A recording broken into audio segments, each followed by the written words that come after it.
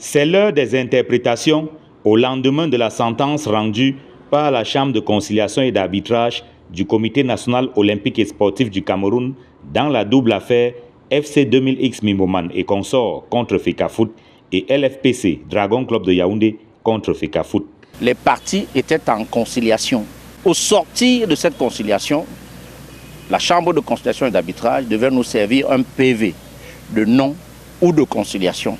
Or, on est un peu surpris d'apprendre que la CCA aurait rendu une sentence.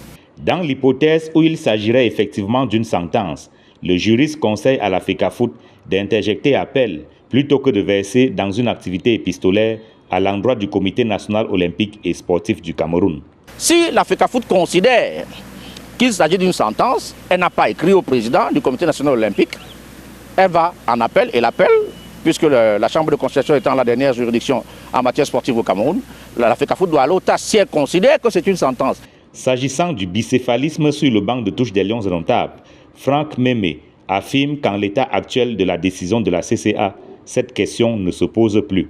La Fecafoot clame tous les jours que la FIFA lui a dit qu'elle a le droit de nommer. Oui, la FIFA lui dit, selon les règles de l'art, c'est la Fecafoot qui devrait. Mais la Fecafoot a lié ses mains à travers cette convention et donc la Fecafoot assume. La nomination faite par le comité de l'exécutif de la Fecafoot est suspendue, elle n'est pas valide. Donc, il n'y a que le staff nommé par le ministre des Sports qui a pignon sur rue et qui est légitime et légal. Les Lions indomptables entrent en stage le 3 juin prochain. Ils préparent les 3e et 4e journées des éliminatoires de la Coupe du Monde 2026, respectivement contre le Cap-Vert et l'Angola.